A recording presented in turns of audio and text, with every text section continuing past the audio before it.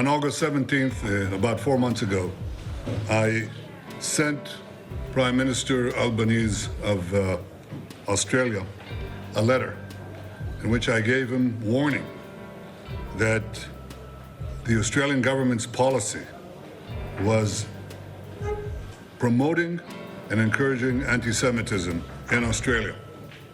I wrote, "Your call for a Palestinian state pours full fuel on the anti-Semitic fire. It rewards Hamas terrorism. It emboldens those who menace Australian Jews and encourages the Jew hatred now stalking your streets. Anti-Semitism is a cancer. It spreads when leaders stay silent. It retreats when leaders act. I call upon you to replace weakness with action, appeasement with resolve. Instead, Prime Minister, you replaced weakness with weakness and appeasement with more appeasement. Your government did nothing to stop the spread of anti-Semitism in Australia. You did nothing to curb the cancer cells that were growing inside your country. You took no action. You let the disease spread. And the result is the horrific attacks on Jews we saw today. We saw an action of a brave man, turns out a Muslim brave man, and I salute him, that stopped one of these terrorists from killing innocent Jews. But it requires the action of your government, which you're not taking. And you have to, because history will not forgive hesitation and weakness. It will honor action and strength.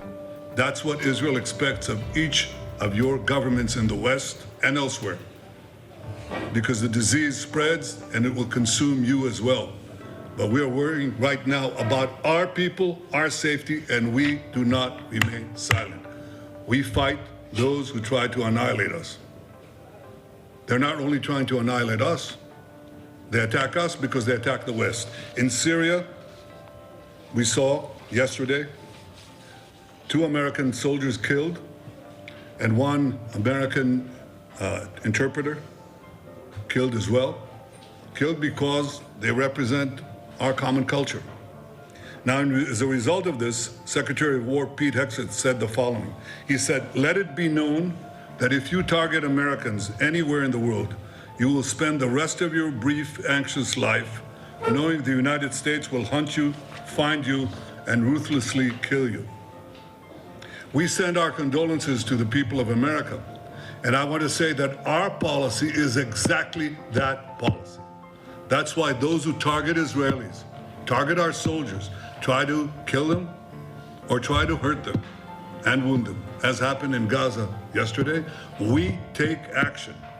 They will spend the rest of their brief, anxious lives knowing that Israel will hunt them, find them, and ruthlessly dispose of them. That is American policy. This is Israel's policy. It's our policy in Gaza, in Lebanon, anywhere around us. We do not sit by and let these killers kill us. You're going to tell the Prime Minister of Israel how he should fight his war when you couldn't protect 1,000 people on Bondi Beach? You're going to tell him how to protect 8 million people in the land of Israel?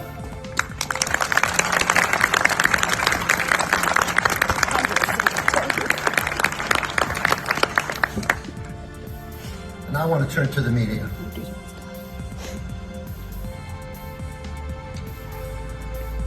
You have to realize that there are consequences to what you write. And let me start by the following. Think about this. Take it 30 feet to 30,000 feet above ground, like I just said. When you take it 30,000 feet above ground, think of this. You have, on one hand, a liberal democracy. And the meaning of a liberal democracy is the fact that the systems that are put in place are important. It's an end in itself. And you have a far left justice system that controls a lot of what goes out into the country. And any step taken out of bounds, so to speak, they come down on the government and the army like a ton of bricks.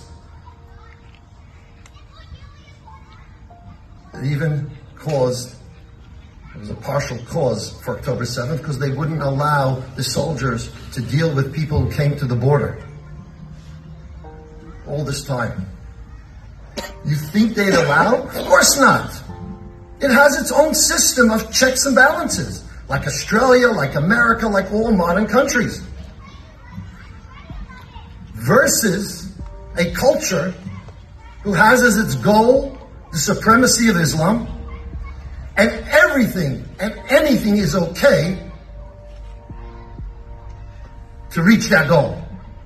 Lying, killing, falsifying,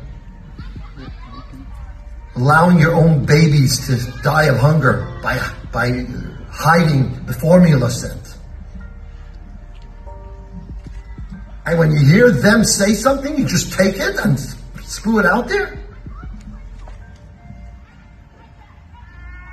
The results of that are the continued hatred against Jewish state, which becomes the hatred against the Jewish people. It's the way it is, it's the reality. That's the way it's translated. You can't separate. You can't take the Jewish state out of the Jewish people. It's in our prayers, it's in our hopes. It's Hanukkah. Where did this happen? In Jerusalem, on the Temple Mount. That's where this miracle took place.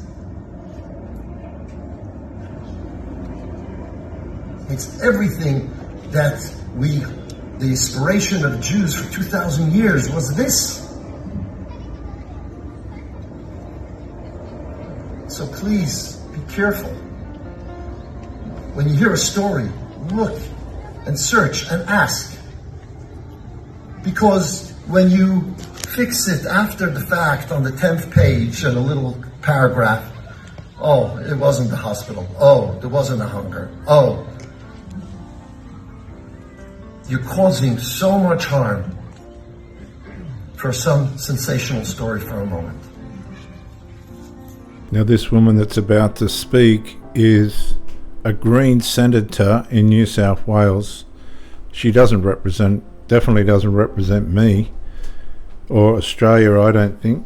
Marine Faruqi. She criticised the visit and called for Herzog to be arrested on arrival. Political demand, not something AFP would do. This is Marine Faruqi. She blamed Australia for floods in other countries, and she's... Yeah, I just don't agree with Marine Faruqi at all. Here she is.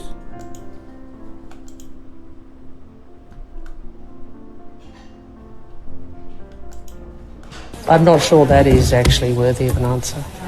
Why are you inviting war criminals to this country? And will you rescind your divisive invitation to President Herzog, something members of your own party have called for? President Herzog is coming to Australia to honour the victims of the anti-Semitic terror attack at Bondi. And it's a visit that comes at a moment of great trauma for many in the Jewish Australian community. Minister, tens of thousands and likely hundreds of thousands of Palestinians have been killed. Over 500 since that farce of a ceasefire. And I'm going to say again, viewers, why have they been killed?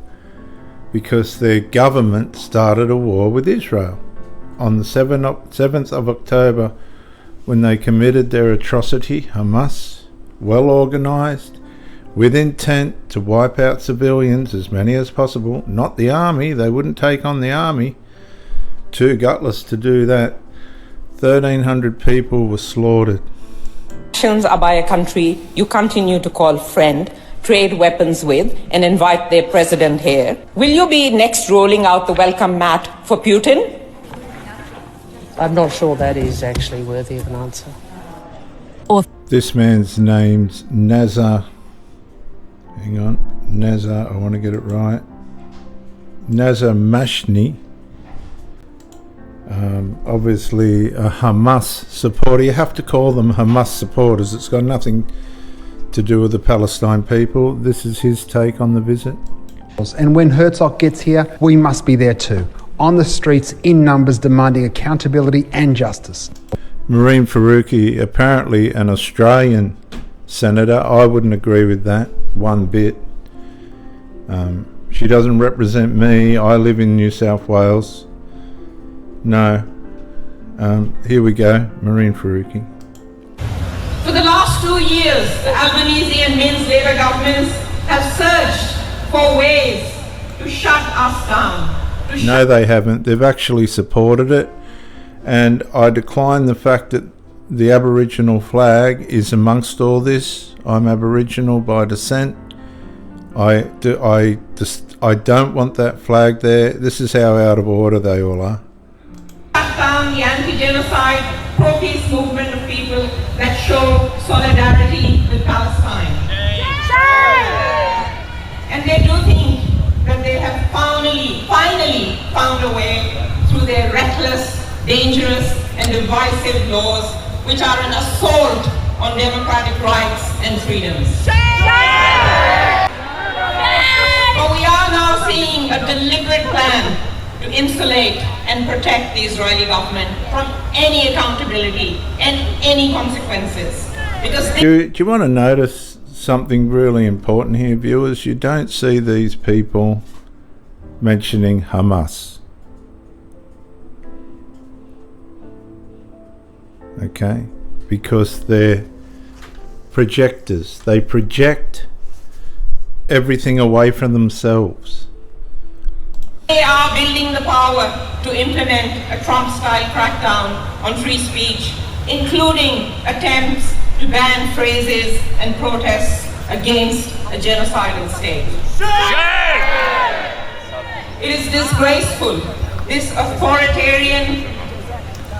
descent into authoritarianism, with the government deciding what you can say, She's how you pathetic. can say it, and when you can say it.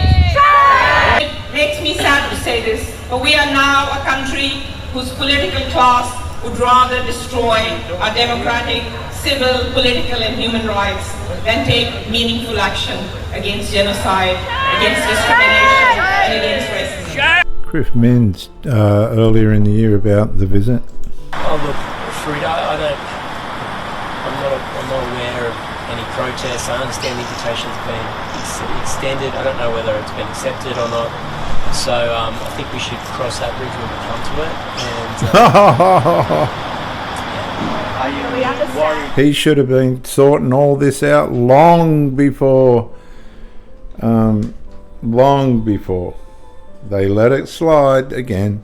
So are you worried though that it could turn like such a solemn moment could turn into a large political stick and be involved? We've had previous incidents in Belmore and the factory and at the ICC for weapons. look, I think most people, most decent people, regardless of their views about what's happening around the world, would accept that there must be an opportunity for people to breathe. And there's an essential decency there that I hope kicks in. I do believe that most Australians feel that way, and I hope that peace prevails. But I can't guarantee it, and I can't guarantee it. Viewers, here's a picture of Marine Faruqi down there, bottom right corner, glasses, and it says, "You vote for foreigners like Marine Faruqi, who travel overseas to march with pro-Islamic regime bastards and the full gamut of anti-Semites, just a few weeks after Islamic massacre on Jews at Bondi Beach. Here's Faruqi in the thick of it in London today. Taxpayer, Australian taxpayer funded." Ahead of Israeli President Isaac Herzog's planned visit to Australia next week, a serious allegation is being circulated. The claim is that President Herzog has been found to have incited genocide, and that Australia should therefore withdraw the invitation. But the accusation is false, and given the timing, just weeks after the Bondi Beach terror massacre, Australia's deadliest terror attack, which targeted Jews, it matters that we get this right. So here are the facts. No court anywhere has found President Herzog guilty of inciting genocide. Not the ICJ, not the ICC, not any national court. Those protesting the visit are relying on a 2025 report by a UN Commission of Inquiry, a body created by the United Nations Human Rights Council, which is so biased it condemns Israel more than every other country combined each year. That commission is not a court. Its findings are not legally binding. The commission offered an interpretive opinion, not a legal judgment, one written by commissioners who later resigned amid serious bias controversies.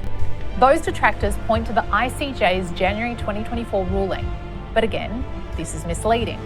The ICJ issued provisional measures only, under a deliberately low legal threshold, while explicitly stating it was not ruling on genocide, intent, or guilt. Provisional measures are not findings of fact. So what did President Herzog actually say? Days after the October 7 massacre, he spoke about civilian support in Gaza for Hamas atrocities. And in the same briefing, he explicitly clarified that civilians are not targets, that Israel abides by international law, and that harm to innocents must be avoided. Those clarifications were stripped away though. Context was removed, and a political narrative replaced truth. So, let's be clear. Saying Herzog was found to have incited genocide is not a matter of opinion. It's factually wrong. A falsehood weaponised to discredit a visit intended to stand in solidarity with the Australian Jewish community at a moment of profound grief and vulnerability. At a time when Australia is trying to heal after the Bondi massacre, after 28 months of social tension, amid soaring anti-Semitism and rising extremism, accuracy matters, truth matters, and social cohesion matters. As Jewish Australians and the broader nation begin the work of rebuilding our wonderful multicultural country, it's worth asking why some choose to deepen division at precisely the moment unity is most needed, and what agendas are truly being served by doing so. The Israeli President Isaac Herzog's visit to Australia that commences on Monday. He'll be in the country for 4 days. The New South Wales government declaring this visit by Isaac Herzog a major event, and this will give police in New South Wales new powers. Let's get live to Kaiser Shields now. Kaiser, what will the officers now be able to do?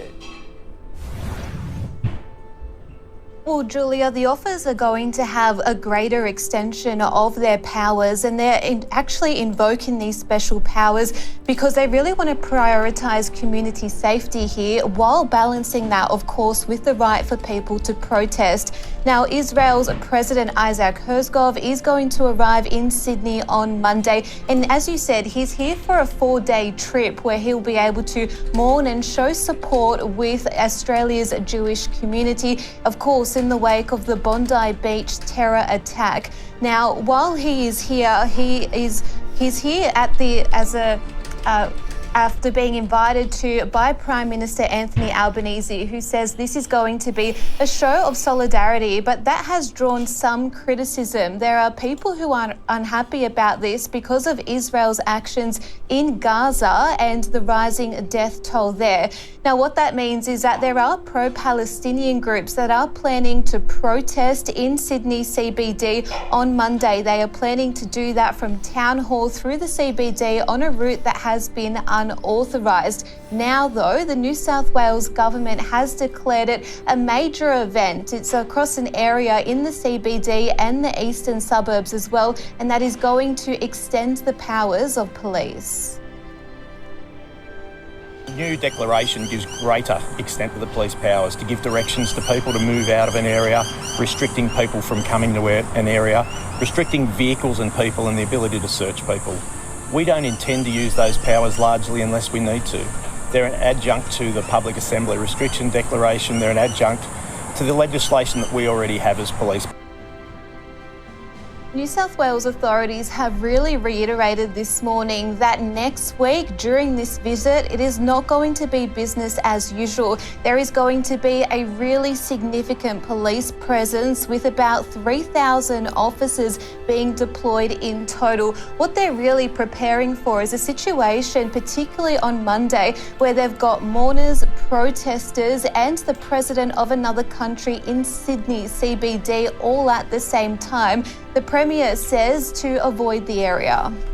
New South Wales Police will have a massive policing presence on Monday afternoon. We reiterate our call that if you don't need to be in Sydney CBD on Monday afternoon, unless it's absolutely essential, we ask that you not stick around in that area. Authorities are calling for calm and respect from the public. They do not want to see a situation where there are clashes between mourners and protesters or any violence at all. The Premier says anything like that would be devastating for everyone involved, regardless of their cause, Julia. Thanks so much, Kaiser, and we will continue to bring you all the updates on the Range of views in Australia about his visit. Some say it'll be a powerful symbol of solidarity, support and healing. Others say it will fuel the flames of division. Chris Sidoti is a commissioner of the UN-appointed Commission of Inquiry into Gaza, and he joins us now.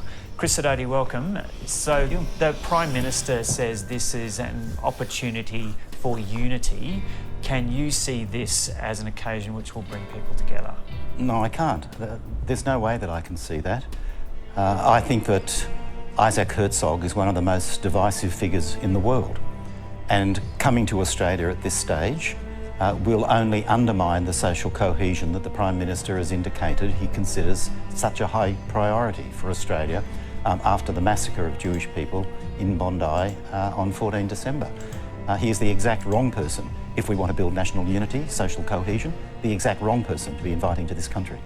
So you sit on this UN Commission of Inquiry into Gaza, and you launched an investigation into claims of incitement of genocide, and found that indeed a statement by Isaac Herzog and other leaders amounted to incitement to genocide. We might just take a listen now to what he said. This is the statement in contention, and this is just days after the Hamas terror attack on Israel. There's a state, in a way, that has built a machine of evil right at our doorstep. It's an entire nation out there that is responsible. It's not true. This rhetoric about civilians not aware, not involved, is absolutely not true. They could have risen up, they could have fought against that evil regime which took over Gaza in a coup d'etat, murdering their family members who were in Fatah. And so that was in 2023. But in that same media conference, he also said Israel always operates according to international law and that there are many innocent Palestinians. And he was also asked this question later. You seem to hold the people of Gaza, the civilians of Gaza, responsible for not removing Hamas, and therefore, by implication, that makes them legitimate targets. No, I didn't say that. But I did not say that. I want to make it clear. I was asked something about separating civilians. Anybody with a brain would know that Isaac Herzog just said that there's people in Palestine and there's people in Australia that are in collusion and collaboration with the terrorism organisation called Hamas. UNRWA was up to its neck in it, educating all the Palestinians about how to annihilate the Jews. He never said he was going to wipe out civilians. He just said that the civilians are aware of it. They're aware of the terrorism and the ideology to exterminate the Jews. And one of the sad things about war, ladies and gentlemen, and we all know it, and that's why we don't want war, is civilian casualties. Now, to make out that it's all deliberate and all the rest of it, no. So you want to start wars? Well, you have to fight them, and that's exactly what Hamas did. And Israel's fighting for its life, believe it. Civilians from Hamas, but with all due respect, if you have a missile in your goddamn kitchen and you want to shoot it at me, am I allowed to defend myself? Yes. That's the situation. Yes. Okay, Chris Sidoti, so President Herzog says his words in that media conference have been twisted to suggest that he was calling for collective punishment. Absolutely. When he wasn't. Why did you conclude in your investigation that he was? First, we came to the same conclusion as the journalist who asked the question to President Herzog did when listening to the first part of his statement. It was only when he was challenged about that he started to qualify it or back away from it. But his meaning was clear. The entire nation, were the words he used, is responsible. meaning clearly all Palestinians in Gaza were responsible for the actions of Hamas. Those words were so clear that they were picked up by Israeli soldiers in the field. We have seen videos of soldiers chanting, "They are all responsible." We have seen that phrase. This is one of the guys, this guy here with the glasses, that's going to end up in this crowd here. And you're going to be nowhere, West. The Western world is going to be gone. Because what this man's saying is a complete twist of clearly of what the man said. So we're going to leave this guy here. We've got no more time for him. I can tell you who the visit's not going to cause division amongst, and that's the Australians. The Palestinians are the ones that are going to rise up again and cause all the trouble. Let's just hear the last part of this bloke. Let me tell you about this man here, Chris Sidoti. He's an Australian human rights lawyer who spent decades doing the kind of work that guarantees everyone will be mad at you eventually. Who is he? Chris Sidoti, born 1951, is an Australian lawyer advocate specialising in international human rights. He was Australian Human Rights Commissioner from 1995 to 2000 and earlier Commissioner of Australian Law Reform in 92, 95 through to 95. What does he know and why is he's in the news? He's been a member and reappointed member of the UN Human Rights Council Independent International Commission of Inquiry on the Occupied Palestinian Territory, including East Jerusalem and Israel. He's also a founding member expert of the Special Advisory Council of Myanmar and worked on UN Myanmar-related investigations. In recent headlines in February 2026, Sidoti wrote in The Guardian arguing Australia should withdraw the invitation to Israeli President Isaac Herzog, and notes in the piece he is a commissioner of the UN inquiry.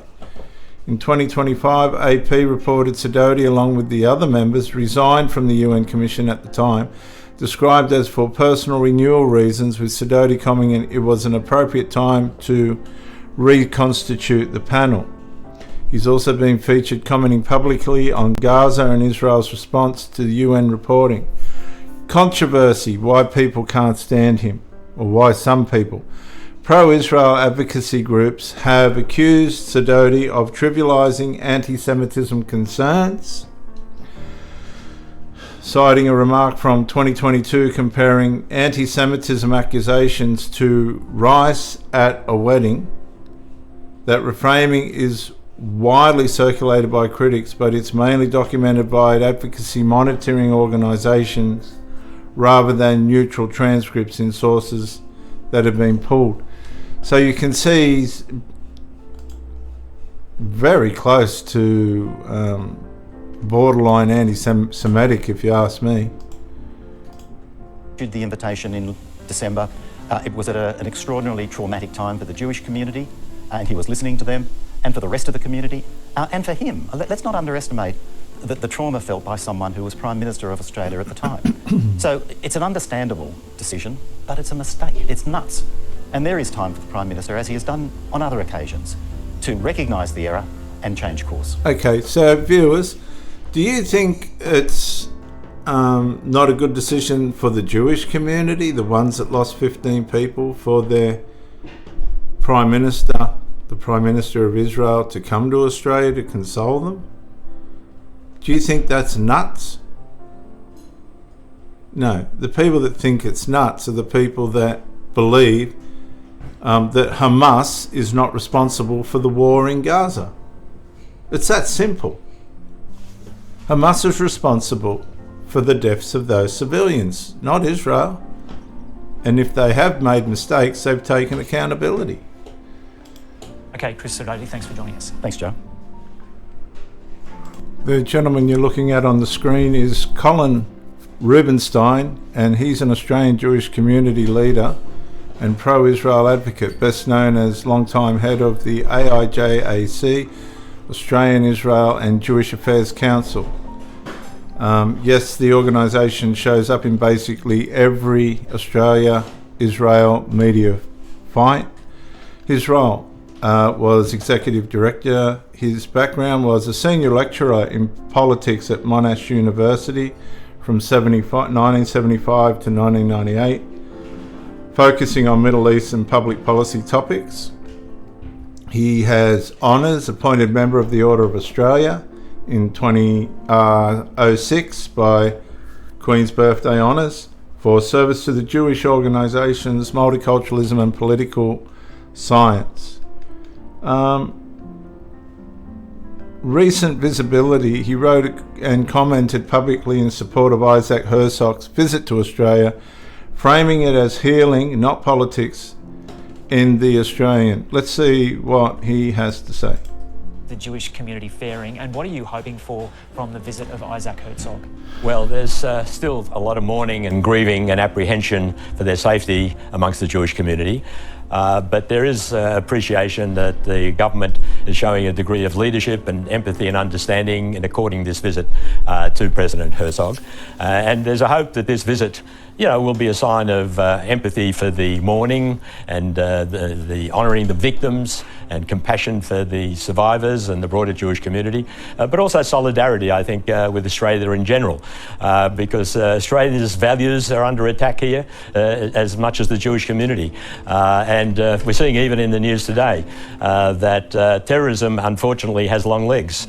And I'm reminded by the fact that bombs were thrown at Bondi as well. Unfortunately, they didn't detonate, but even many more could have been killed on that horrific day. So we've seen an explosion of anti-Semitism, as we know, and trivialising that or not taking that into account it leads to even more anti-Semitism. We've seen it, in the daubing and then the doxing and then the hatred and then the bombing of synagogues and ultimately in the horrors of Bondi. So we're hoping this trip, which is very, very timely, it will lead to not only expressions of solidarity and empathy and compassion, but it will lead to, for the Jewish community, but for Australia in general, and there's an opportunity to reboot, I think, the relationship between Australia and Israel in general to our mutual benefit.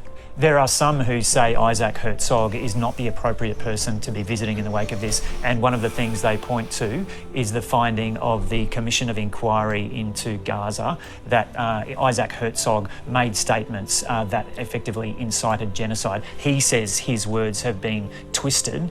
What do you make of that as a reason? Well, the allegations are absurd. There's no truth to them whatsoever. He made it abundantly clear in that same statement made only 5-6 days after October 7 that Israel would comply with the laws of war. There's no justification whatsoever for attacking innocent civilians, and Israel has gone to absolutely the greatest lengths in warfare to minimise civilian casualties. They're fighting a war against an extremist group, Hamas, which is committing war crimes, not just against Israel and trying to kill as many civilians as possible, but in using their own people as human shields and human sacrifice against their own people as well. There's absolutely no truth whatsoever to those claims about Herzog, a complete misrepresentation of his stance. He did say those 100%. words along the lines of an entire nation is responsible for this, but then he did walk back on that later in that speech. The simple statement he was making is this: yes, Hamas was elected, there was broad awareness of what it stood for, and a degree of culpability, but absolutely no statement whatsoever that innocent civilians should be attacked. In fact, Israel's done everything possible to protect civilians. But 70,000 people have died. Yes, and then that's very, very regrettable and shocking, but who's responsible for that? Ultimately, it's Hamas. They fire rockets from civilian areas. They use civilians as shields. They use them as a necessary sacrifice, in their own words. So it's appalling what this extremist ideology does, and we see it elsewhere. We're seeing it in Iran today. It's appalling. And indeed, the people making those accusations should be looking at the dual war crimes committed by Hamas and directing some of their hostility and criticism toward the perpetrators of this terrible outcome, which is absolutely Hamas. 100%. Why are these leftists dodging the blame on Hamas? Can somebody give me a rational reasoning to that? And these here are the politicians in Australia that are against the visit. We'll get to that in a minute. Just bear with me for a sec. The divisive people are pointing to. And I understand someone from your organisation who was there at Bondi during the attack actually has a connection with Isaac Herzog. Indeed, Arsene Ostrowski, who heads up our Sydney office at AJAC, was at Bondi together with his wife and 2 young girls. Fortunately, they escaped. Arsene was hit on the head, a millimetre from death. He was saved, and brave rescuers played a part in that. But he can attest to not only what happened on that day, but also how the misrepresentation and the delegitimisation of Israel and the abuse that's been hurled at Jews in Australia and around the world created the climate where we saw the terrible Bondi massacre. And he would argue, as I would argue, we need to get that back to a place of mutual reconciliation and empathy, and the Australia we know, which is a fair go. We have differences of opinion, to express those differences within the climate of mutual respect and tolerance, which of course underlies the core values of the Australian multiculturalism that I had a role in developing. And we often, as a concluding thought, what we should be stressing is that it implies the need for responsibility to comply with the core values of that Australian democracy and multiculturalism, which is mutual respect and tolerance and abiding by the rules of democratic values and liberty for all. Okay, Colin Rubenstein, thanks so much for talking. So we're going to listen to Ed Cusick in a minute, but Ed Cusick, I have a list of the federal political people in Australia who has publicly opposed or calls to reconsider or rescind the Israeli President Isaac Herzog's visit to Australia in February 2026. I believe he's on the ground now, because naturally this turned into a political bonfire. Ed Cusick, who we're about to hear for a minute, Labor MP of Chifley, known to be a Hamas supporter for mine, has said he's very uncomfortable with the visit and voiced opposition. Invited Isaac Herzog to visit after the Bondi attack. The Prime Minister says he looks forward to welcoming him to Australia, and the visit is intended to foster a sense of unity. Do you think it will do that? I think it can be seen from a number of different perspectives. Let me start with just an initial one. I mean, I'm obviously very uncomfortable about this visit, largely because he doesn't explain why he's very uncomfortable. Let's just see. He says obviously because President Herzog has said some things that have attempted to sheet home responsibility for October 7 to an entire population. No, we've already established that that's not correct. Clearly not correct, and they're playing this as far as they can. But look, I failed at school. Okay, I failed at school, viewers. This had attracted the attention of the International Court of Justice, and you've got, obviously indictments from the International Criminal Court that are at play, and it's really hard for me to reconcile the vision of him signing bombs that went on to be dropped on Palestinian homes, to reconcile that vision with the notion of social cohesion. So viewers, what he's saying is Israel is deliberately bombing Palestinian homes. But what he's not saying is they're homes in which Hamas terrorists are operating out of by the majority. This is just, unfortunately, the results of war. It's sad and it's horrible, and I hope it never comes here, because this place would get bombed without any will of mine, but that's just war. If we bring war on ourselves, you shouldn't provoke war like Hamas did. From that perspective, I've obviously got deep concerns. However, I said to you that there are a number of perspectives or angles from which you could look at it. Mr. Herzog believes that he's been badly misrepresented by some of the things that I've reflected on. Where he has a chance to, and I remain open to it, because I think we, at this time, need to all be peacemakers. If he has a view about how to chart a course for peace that can see Palestinians savour their own statehood, see an end to the violence, and...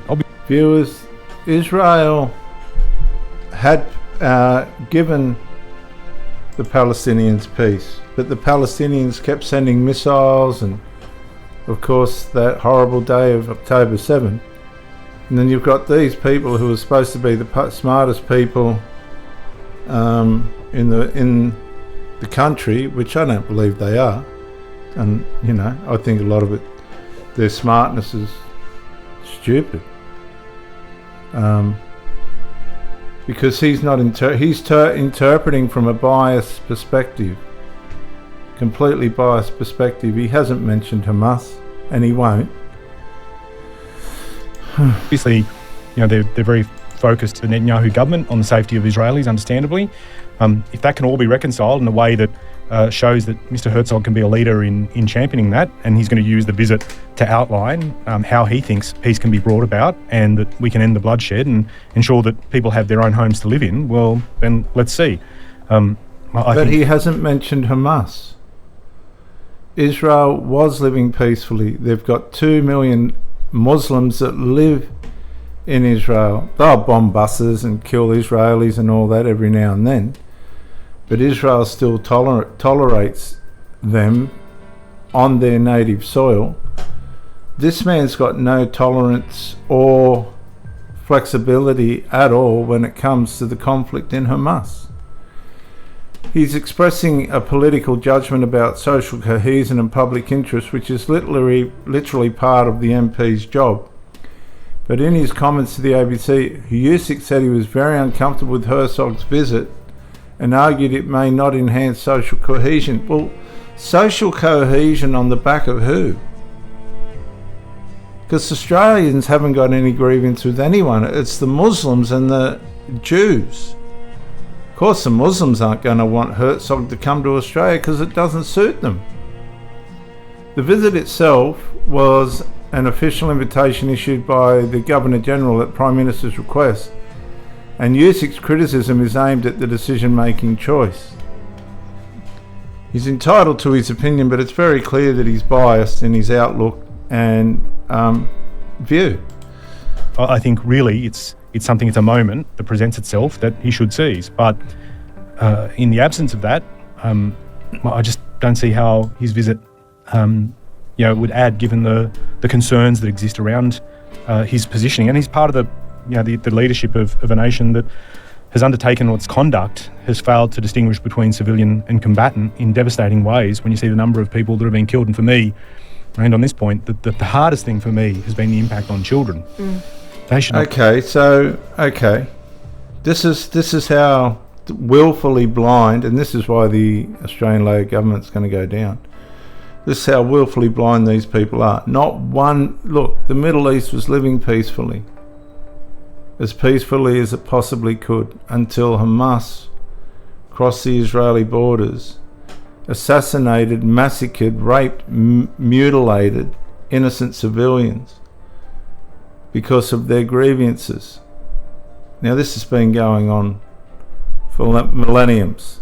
It's just that their base, which was turned into a terror tunnel extravaganza along the Gaza Strip for terrorism,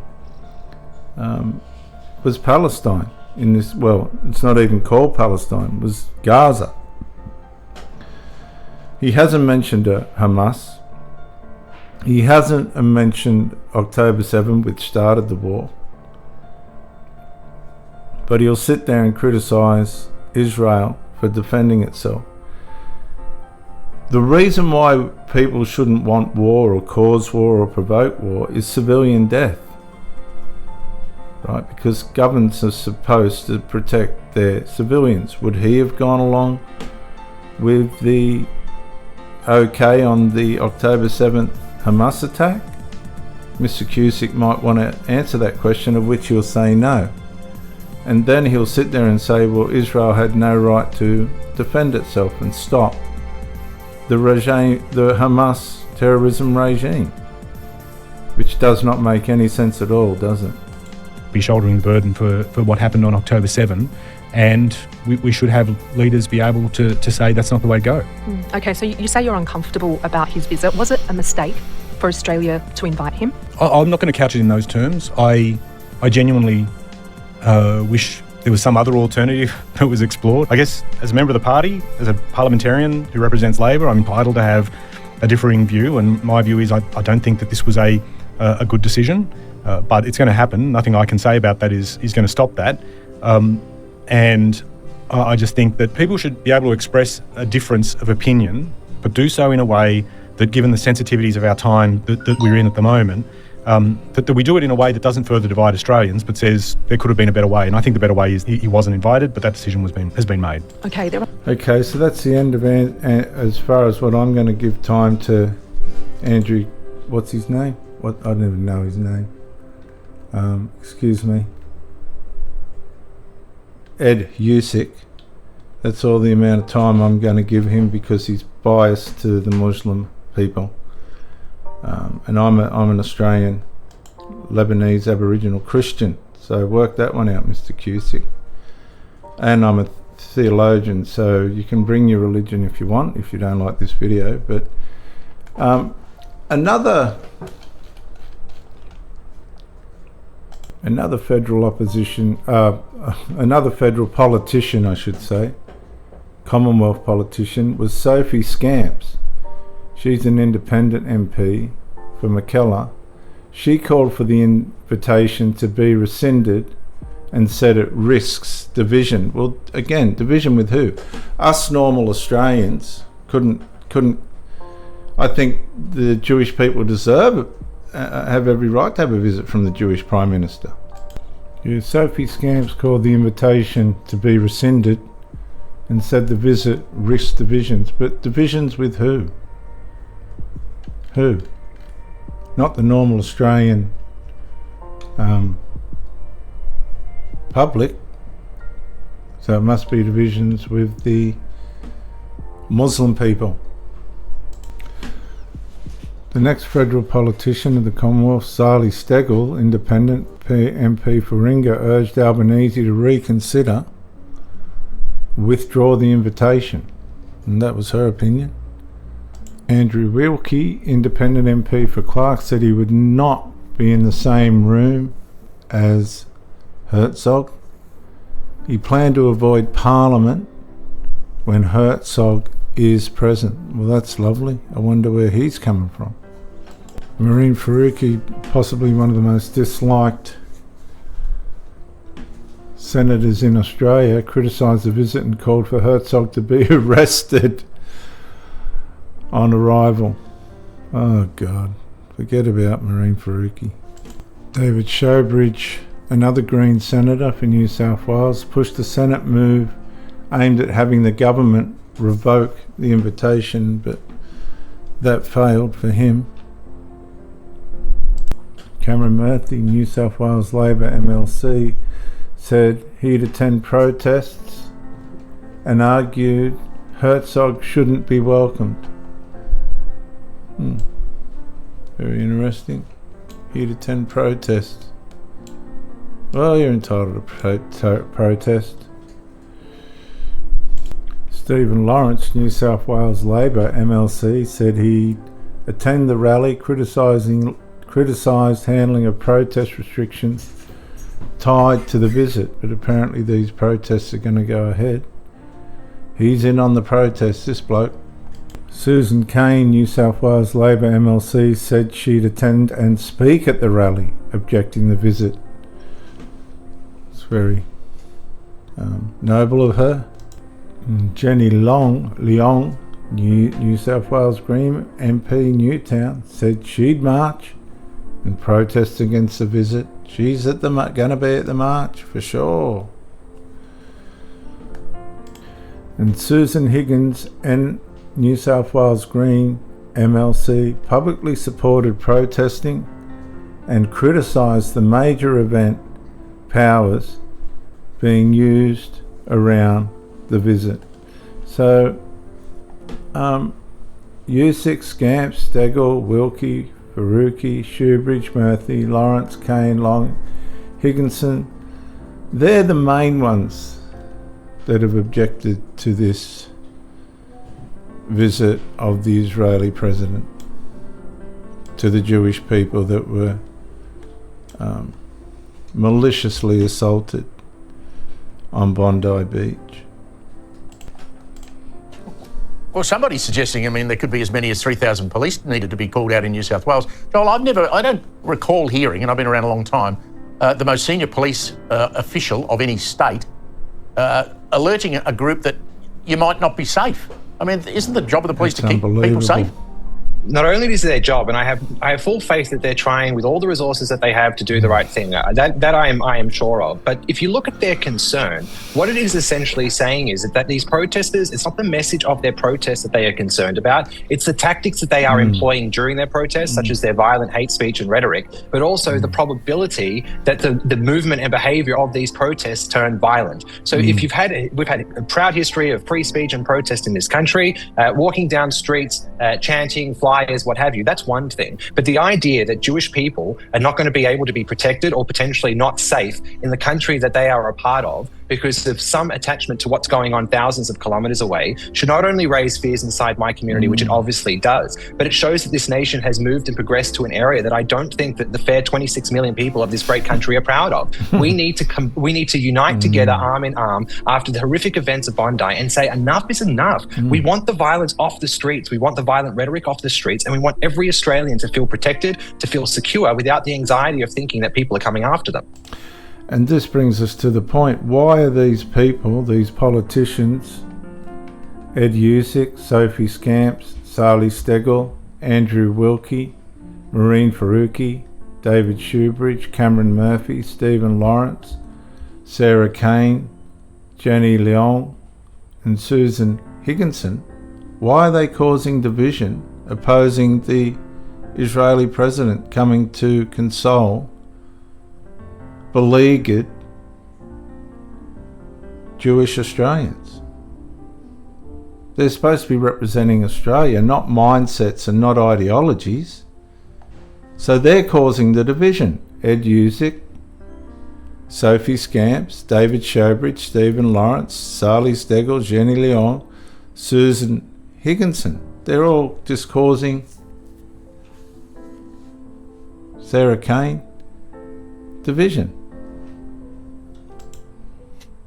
Well, Joel, on that very point, we've even got a New South Wales Upper House Labor MPs intending to go to these protests around the visit of Herzog. Have a listen to this Upper House MP from New South Wales. He's a ceremonial head of state, but he still occupies a position of unique responsibility and authority. That's Stephen Lawrence.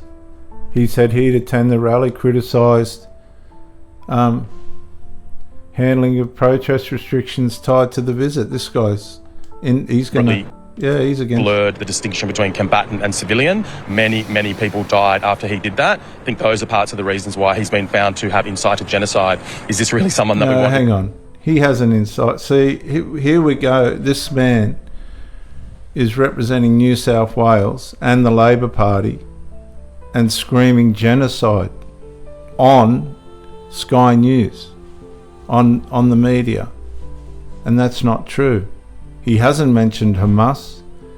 He hasn't mentioned what they did on October 7th, which shows that in a way he's a radical. He's a pro-Palestinian Hamas radical. In our country. So he's accusing the president of inciting genocide. What do you say, Joel, to these people like that? I mean, and as well as him, you've got other senior MPs, including Ed Husic, saying the president shouldn't come here. Well, let me read their names again. Ed Husic, Sophie Scamps, Sali Steggall, Andrew Wilkie, Maureen Faruqi, David Shoebridge, Cameron Murphy, Stephen Lawrence, Sarah Kane, Jenny Long and Susan Higginson.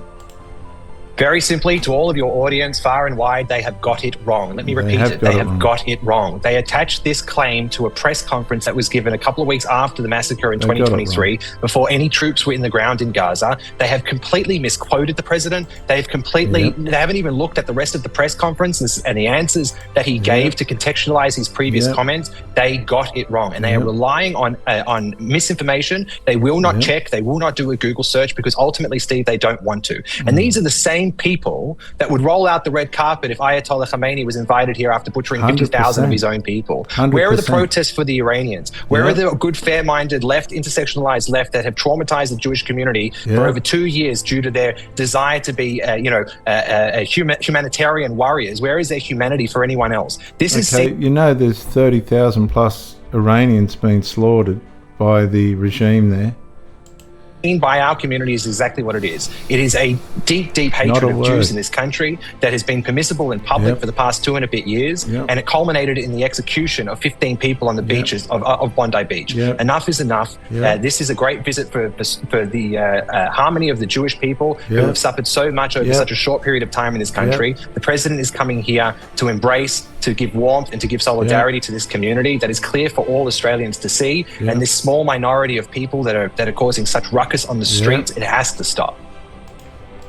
One report, 3,000 police will be required in Sydney alone. The president will visit Canberra and Melbourne as well. I mean, there must be real fears that this is going to get violent. I think so, just given what's happened. But as Michael said, if these things are usually very well-defined routes in which how he's going to enter the country, exactly where his motorcade is going to go, and if you lock things down and really bring down the hammer in terms of security, you can do it. But it is sad, as I say, it is Australia, but here we are. Michael, you got upper house MPs in New South Wales accusing Herzog of genocide. Let's just read their names out again. Ed Husick, Sophie Scamps, Zali Segal, Andrew Wilkie, Maureen Faruqi, David Shoebridge, Cameron Murphy, Stephen Lawrence, Sarah Kane, Jenny Long, and Sue Higginson. Look, Winston Churchill and FDR signed artillery shells to give encouragement to the troops in the Second World War.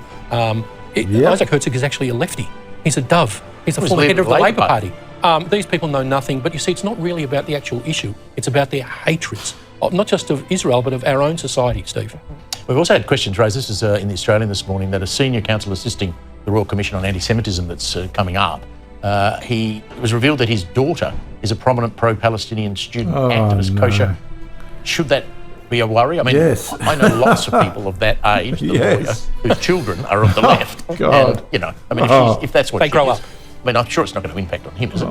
You would hope that any professional should not be tarred by the views of their family members, especially young kids. And just picking up on what Michael said, that generation, that age group, under 35 even, I would say we know where they stand on these issues. I think the broader point is actually the merits of a Royal Commission, which many people do criticize, that how much of it is symbolic and performative versus it will actually lead to what we need. There are possible negative consequences that come out of it, such as curtailing free speech and things like that, as a misguided solution to what we all want to see done, which is protecting the innocent. And of course, the real elephant in the room is the way to get social cohesion is immigration and demographics. That is the biggest driver of it, and color me skeptical that will probably not be one of the outcomes. Well, Michael, I mean, this is not a Royal Commission into a natural disaster like a bushfire. This is a Royal Commission that has to, it's looking at the social fabric of Australia. It's a very hard thing to define. Kosher rightly points out, we're going to have to watch this very carefully. I mean, I'm not sure how this is going to unfold. How long is it going to take? Where they're going to go? I mean, we don't know what the terms of reference are yet. How tight do they need to be?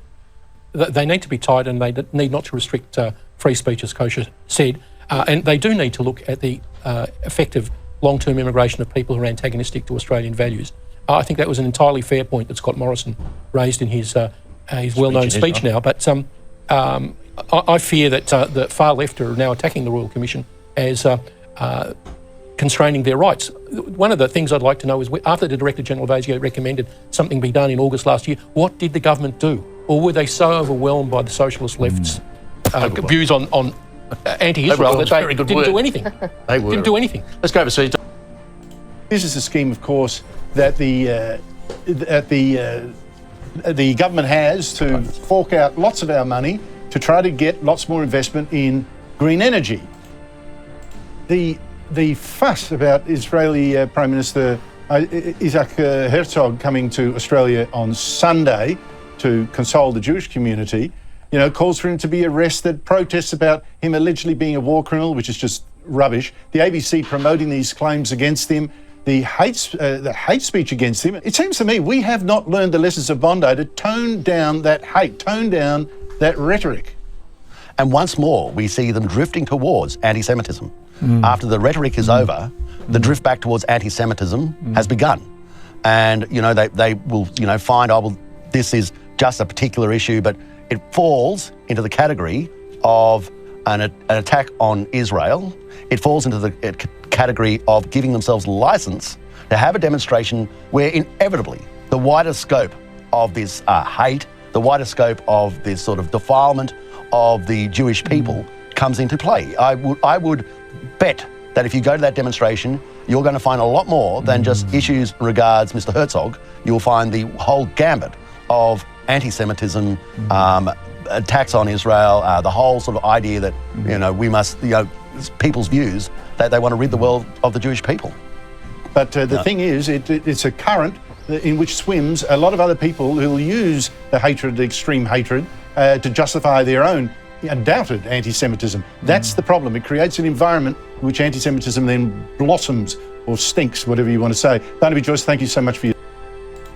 Tragically, anti-Israel hatred in this country continues. I mean, have a look at this poster that's popped up all around Melbourne, a hateful rip-off of a popular pro-migrant poster series. Shocking stuff. And Sharry Markson revealed last night that a 23-year-old man has been charged with pretending to reenact the Bondi massacre at the bridge where the shooting actually occurred. And yet another hateful development today, with Sydney police charging a teenager for allegedly making an online threat against the Israeli President Isaac Herzog, due to visit Australia on Sunday. You wouldn't believe some of the online abuse I got last night after daring to welcome the president's visit and urge protesters to hold off while he comforts the Australian Jewish community and save their protests for his Canberra visit on Wednesday. But when it comes to this demonisation of Israel, the Albanese Labor government has always given the wrong lead. It's fanned the flames by criticising Israel rather than supporting it, by repeating Hamas propaganda about casualty numbers and IDF tactics, and by effectively rewarding terrorism when it recognised the non-existent state of Palestine. And now, even after the government invited President Herzog here, a Labor MP has broken ranks. I guess as a member of the party, as a parliamentarian who represents Labor, I'm entitled to have a differing view, and my view is I don't think that this was a good decision. This is dramatic dissent against the government by one of its own. Labor doesn't normally tolerate this, but it seems they will this time. Well, the Foreign Minister, Penny Wong, has for many years spoken about the importance of a government speaking with one voice when it comes to foreign policy. But it seems that the Albanese government has many voices when it comes to foreign policy, that Ed Herzog gets to have his own foreign policy and Penny Wong has a different foreign policy. Herzog is a former frontbencher and he's a Muslim, and he went even further. I just don't see how his visit would add, given the concerns that exist around his positioning. And he's part of the leadership of a nation that has undertaken, or its conduct has failed to distinguish between civilian and combatant in devastating ways when you see the number of people that have been killed. Just because this kind of bile is common doesn't mean it's acceptable to have it repeated by government MPs. Rather than slam Hamas for deliberately killing innocent civilians and holding them hostage for more than 2 years, killing 85 hostages, disguising terrorists in civilian clothes, hiding them under homes, hospitals and schools, orchestrating civilian deaths and deliberately prolonging the war, Herzog accuses Israel of disregarding civilians. Israel dropped leaflets telling civilians where it was going to bomb. It rang them. It texted them. It created safe pathways. Now, no one pretends war is not terrible and that the suffering is not horrific. But no army in the history of warfare has done more to minimise civilian casualties than Israel has done in this war. And this while fighting an enemy using its own civilians as human shields. Yet a government MP attacks Israel. He repeats the constant stream of misinformation from the United Nations, from the ABC, from the BBC, from his own Labor government. No matter the facts, no matter how often the claims are disproven, no matter how illogical, like claiming a growing population is subjected to genocide, they continue with this vicious propaganda. And they wonder how hatred develops. It seems extraordinary to me, and frankly an act of bad faith and a terrible gesture towards the Australian Jewish community, that we can't even have the President of the Jewish state of Israel come to Australia after Bondi for a memorial for the purposes of providing comfort to the Australian Jewish community without Labor MPs publicly running it down and attacking it. I think that's appalling. Not only has Israel had 1,200 innocents slaughtered on October the 7th, 250 hostages stolen, 85 of them killed and others tortured for more than 2 years. But it's had 2 years of ongoing war from Hamas, with rockets from Gaza targeting civilians. And it had to see off the Hezbollah terrorist army in southern Lebanon attacking northern Israel. And it had to defend Houthi missiles from the east, all funded and controlled by Iran, which also attacked Israel directly. Yet Herzog and so many others portray Israel as the aggressor. Herzog, let's read the list. Herzog, Scamps, Stegel, Wilkie, Faruqi, Shoebridge, Murphy, Lawrence, Kane, Leong and Higginson. Apart from being grotesque, it's plainly idiotic. And now, after 15 people were gunned down at a Hanukkah event in Bondi, this Labor MP and some Teal MPs and a bunch of feral protesters can't even find it in their hearts to welcome Israel's president as he visits to extend a hand of friendship and compassion. It's time for these haters to get a grip on reality and a dose of humanity. And just in closing, viewers, I'll read this one more time because this is Australia going down the tubes. The people that don't want the Israeli Prime Minister to be here and they've come out of the closet are Herzog. I'm going to read their names in full. Ed Herzog, Sophie Scamps, Sally Stegel, Andrew Wilkie, Maureen Faruqi, David Shoebridge, Cameron Murphy, Stephen Lawrence, Sarah Kane, Jenny Leong and Sue Higginson. These are the ones that are causing division. Bye for now.